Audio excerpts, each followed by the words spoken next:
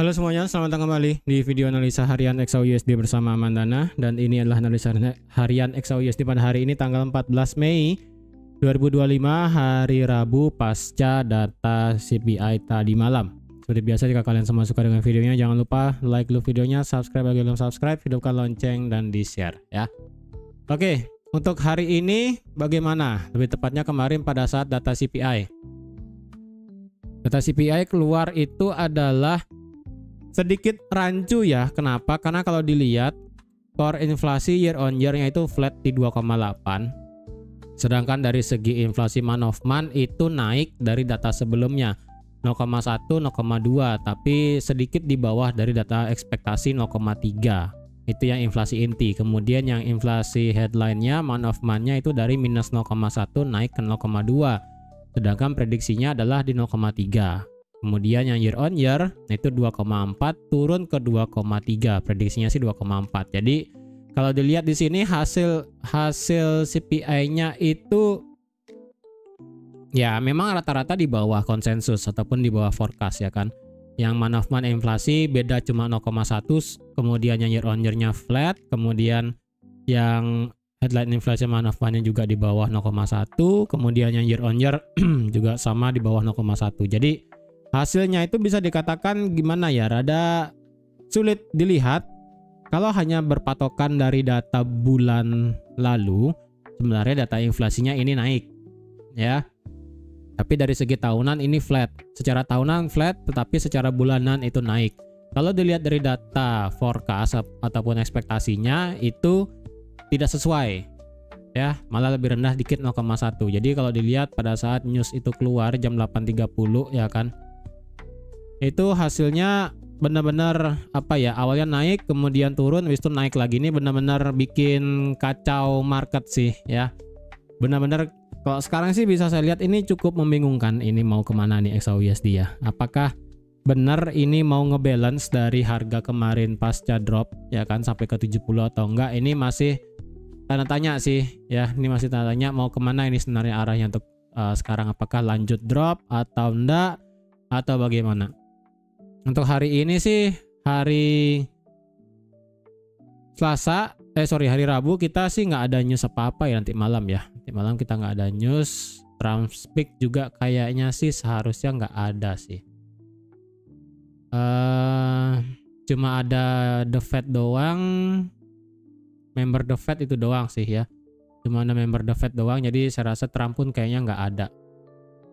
Karena sih beliau nggak ada ngide sih untuk mengatakan sesuatu yang gawat seharusnya loh ya, tapi nggak tahu deh, tiba-tiba aja beliau ngomong, itu beda cerita. Oke, untuk XAUUSD kalau kita lihat hari kemarin, hari Selasa, memang ini ditutup bullish ya. Apakah mengulang kejadian di tanggal 2 Mei? Kalau dilihat, wah ini memang kemarin seperti yang saya katakan ya, ini kan close candle di hari Senin itu tipis sekali ya, benar-benar luar biasa tipisnya itu loh. Jadi gimana ya saya bilangnya, close candle di hari Senin tuh benar-benar tipis luar biasa. Tapi masalahnya di hari Selasa marketnya balik lagi di atas supportnya di sini. Apakah di sini sudah bisa dikatakan marketnya itu melakukan retest ataupun ini apakah ini hanya sekedar fake out? Untuk yang di sini kalau yang saya lihat sih ya, ini supportnya valid sekali ya. Ini supportnya valid sekali dan ini supportnya sudah pernah ditembus. Apakah ini fake out atau enggak tergantung nanti reaksi market. Sementara sih ini masih di tengah-tengah ya kan, jadi rada susah kalau dilihat.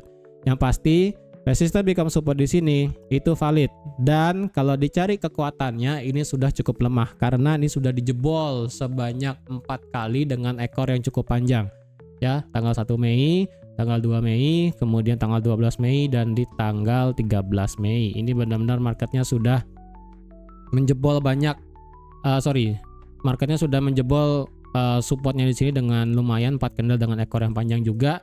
Dibandingkan dengan resisten di sini, ya, dibandingkan dengan resisten di sini, ini lebih respect marketnya, ya. Marketnya ini berhenti, ini ditembus satu, kemudian di sini berhenti. Kalau ini kan tembusnya jauh ya kan, tembus jauh. Jadi kalau dilihat secara support resisten Ini resistance valid memang, kemudian di sini juga adalah support yang valid. Tapi kalau dilihat dari kekuatannya, jika memang marketnya ini mau break ke bawah, ini sekali lagi breaknya bisa lumayan kenceng ya, karena sekali lagi sekalinya ini break dengan pasti dan ataupun semisalnya kita tutup di bawah 3210 ya secara daily, di bawah 3210 secara daily, itu bisa menjadi trigger marketnya bisa langsung nge-whipsaw jauh ke bawah, kemungkinan bisa sampai 3100-an ya, pokoknya under 3160. Kemungkinan sih ini di respectnya dikit ya, karena dari 3210 sampai 3167 ini memang lumayan jauh ya kan, lumayan jauh, sejauh 400 pip. Kemungkinan sih ini di respect dikit sebelum lanjut turun lagi sih. Kalau dari segi indikatornya sih ini masih flat ya, secara RSI-nya flat di 50, ternyata tidak drop di bawah 50, untungnya sih.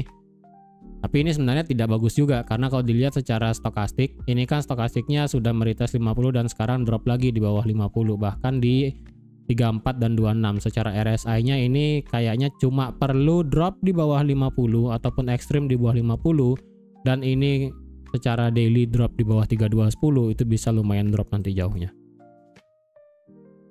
Untuk sementara sih sekarang kalau saya mau buy, jujur rada nggak masuk ya. Apakah bisa di buy? Sementara sih ini memang support valid, jadi kalau kalian ada yang mau ngide nge-buy di sini sih nggak masalah sebenarnya kemarin. Cuman ya sekali lagi, sekalipun kalian ada yang nge-buy kemarin, itu stop lossnya jauh ya kan, 276 pip itu ya. Dari segi daily kalau dilihat ya, intinya ini ya, resistennya di sini, kemudian supportnya di sini. Ini adalah fix range-nya untuk sekarang. Apakah ini valid menjadi double top? Untuk sekarang belum ya, potensialnya ada, cuman ini belum. Nah, kemarin ada yang bilang kalau di sini apakah ada pola triangle untuk di XAUUSD. Sebenarnya sih kalau dipaksain ya, kalau dipaksain sih di sini ada ya.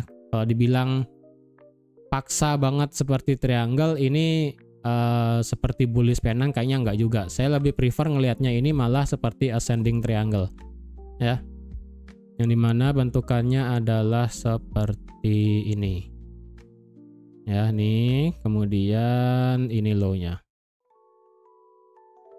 Nah seperti ini ya, seperti ini. Saya lebih prefer ngelihatnya ini sebagai descending triangle, yang dimana kalau ini break di bawah, jika itu break ya kan, maka kita tarik sebesar bidang datarnya.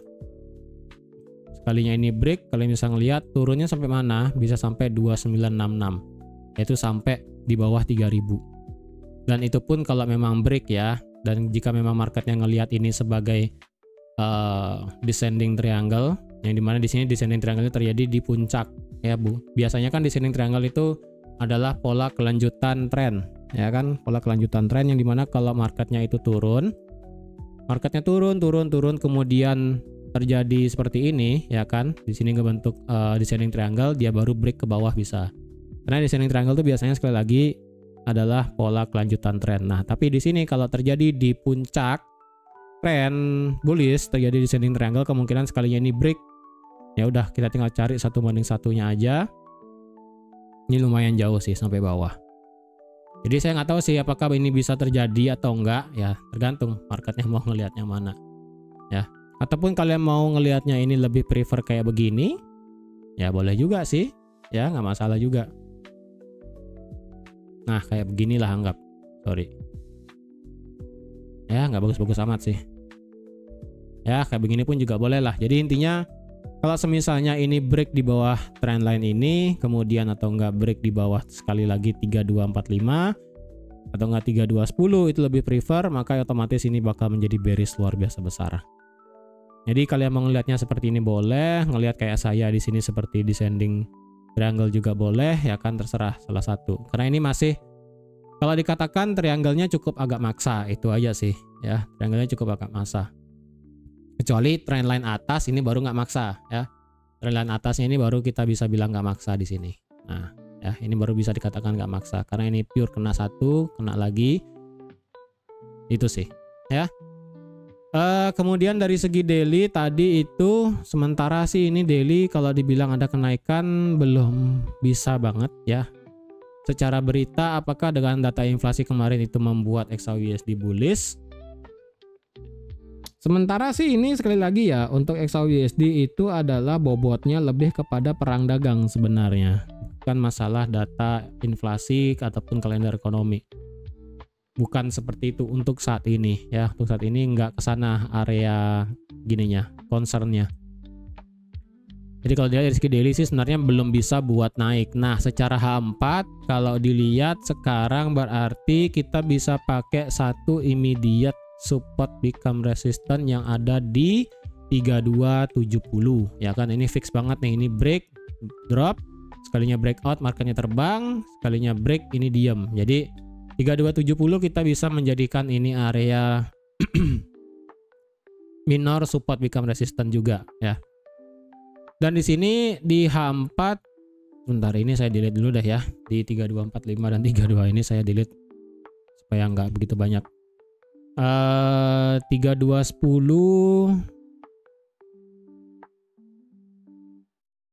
3210 3212 ya, H4 nih oke lah ya. Di H4 sih di sini saya sedikit ngelihat seperti ada pola apa namanya, bearish flag. Entah ini bener atau enggak ya. Ini secara sekilas doang nih saya ngelihatnya nih. Ya, ini dan ini. Nah, ini dan kalau ditarik ini adalah tiangnya, oke. Ini adalah tiang. Nanti sekalinya ini nanti break bearish flag ya kan, jadi entah di candle yang sekarang ataupun 4 jam kemudian. Dan jika memang ini benar bearish flag ya, sekali lagi jika ini benar, maka penurunannya adalah bisa sampai 3128 dan 3128 di sini ada area demandnya. Dan jika memang benar ini bearish flag loh ya, jadi di sini saya cuma ngelihat potensial marketnya ngebentuk pola apa gitu aja. Sementara sini kemungkinannya adalah bullish flag ya, sini bentukannya. Nah kapan ini valid ya, ini break ya, ini ngelihatnya H4. Secara H1 kalian ngelihatnya mungkin rada sedikit kacau ya pergerakannya. Kalau bisa sih kalian ngelihatnya H2 di trading view atau enggak di H4. Kalau kalian nggak mau buka trading view pakai MetaTrader, di H4 aja lah bisa ya kan. Ini bisa kalian tarik garisnya ya, ini bisa kalian tarik. Jadi kalau dia malah break ke atas nanti dan di atas 3270 ya udah, ini berarti bukan bearish flag, yang dimana ini berarti marketnya ngebuat bullish channel berarti ya, bukan bearish flag. Antara dua di sini sebenarnya ya, karena di sini marketnya kan masih berjalan sejauh 9 candle ya, 9 candle H4 ini masih running, belum terlalu jauh di atas 15 candle H4 atau enggak di atas 10 candle H4. 10 atau enggak sebentar ya, kalau sebenarnya ini memang marketnya mau break berarti 14 candle. Kalau misalnya dalam 14 candle selanjutnya, sorry, berarti sisa lagi ini 1 2 3 4, berarti dalam 4 candle selanjutnya ya, berarti sekitaran nanti malam jam 10 apakah dia mau break atas atau break bawah. Kalau dia break ke atas berarti ini bukan sebagai bearish flag, tapi kalau dia break ke bawah nanti jam 10 malam, ini berarti menandakan adanya bearish flag secara time frame H4. Ingat ya, perlu H4 close-nya, bukan H1, bukan M30, bukan daily. Karena ini ngelihatnya di H4, berarti otomatis ngelihatnya break-nya itu adalah di H4. Ya. Itu. Dari segi H4 seperti itu, indikatornya sih ini masih flat di bawah 50 ya kan. Secara stokastik ini nge-retest lagi di secara RSI nge-retest lagi teritori 50. Kemudian secara stokastik ini masih rada malu-malu jika sebenarnya ini marketnya masih bisa naik ke atas. Ini sih masih condong bergerak ke bawah sih. Ini sekalinya dia nge-cross lagi balik ke bawah, ini kemungkinan marketnya bisa turun.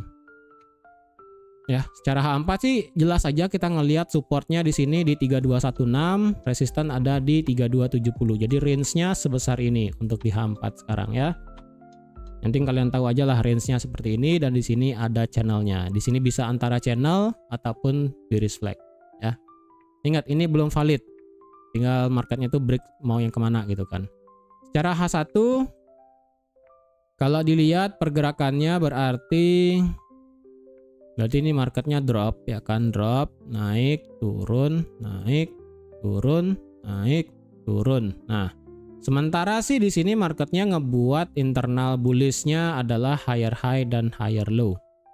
Nah, jadi jika nanti marketnya break di bawah 3226 selaku low terakhir kemarin malam ya, sorry 3225, yang otomatis itu adalah ngebreak dari apa ya tadi bahasanya, channelnya ini atau enggak apa namanya, bearish flagnya, berarti kemungkinannya kita bisa lanjut bearish ya. Ini kalau di tengah-tengah seperti ini sih rada susah banget kalau mau di trade ya, jujur ini rada susah sekali kalau mau di trade. Better sih kalau ini break low sekalian 2225 ya, di bawah 25, kemudian H4 close ini sebagai bearish flag, dan H4 juga close di bawah 3212 ya kan, di bawah 3212 secara H4 itu bisa menjadi trigger marketnya cukup jauh ke bawah sampai 3200 atau enggak sampai 3195 ya, sekitaran sana. Paling possible sih sebenarnya sampai sini ya, 3191 sih seharusnya nanti jika marketnya benar-benar lanjut turun. Ya, secara H4 seperti itu, secara H1 ya tadi ya kan harus break di bawah 3225. Kalau misalnya break ke atas bagaimana? Apakah kita better buat ngebuy? Jika memang ini break di atas 3270 ya kan, break di atas 3270 dan dia break juga ini apa namanya channelnya, ya udah kita baru bisa ngebuy dengan mengharapkan marketnya itu bakal bisa nutup gap yang super duper lebar di sini. Ya, ingat ya di sini masih ada gap gede sekali. Saya lupa di sini berapa tadi harganya. Saya sudah dilihat soalnya. Jadi yang penting kalian tahu lah di sini harganya ada di mana ya kan. Kemungkinannya adalah bisa nutup gap. Jadi sabar aja kalau ada yang mau nge-buy, tunggu break di atas 70.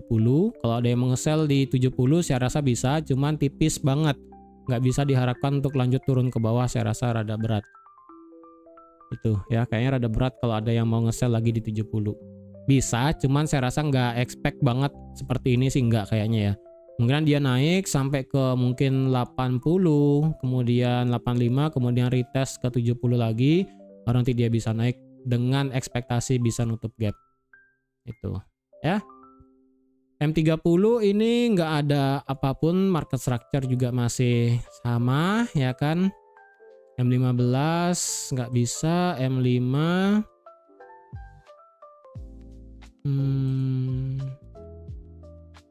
kalau ada yang mau paksa sell di M5, sebentar, M5 ya. Ini sih masih, oh ini demandnya udah diambil. Ini demand terakhir. Wah, di sini kalau ada yang mau nge-scalping sell sih saya nggak rekomen sih ya. Masa ini masih di dalam channel sih ya.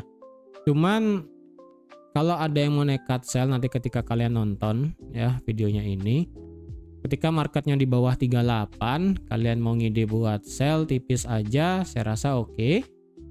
Ya, target sampai mana ya terserah kalian lah, sampai batas bawah di sini di 29 juga boleh, kemudian sampai 25 ini juga boleh.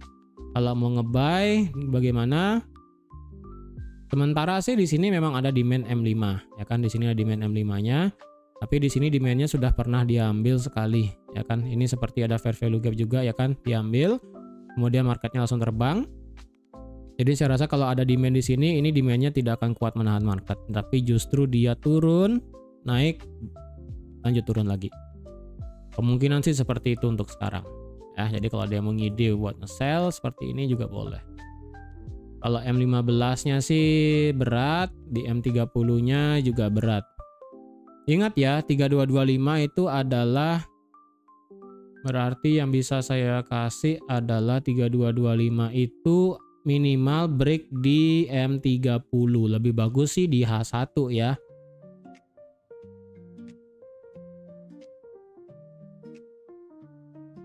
Bentar ya, kemarin itu saya ada buat di sini deh kayaknya. Berarti ini ya campur ya.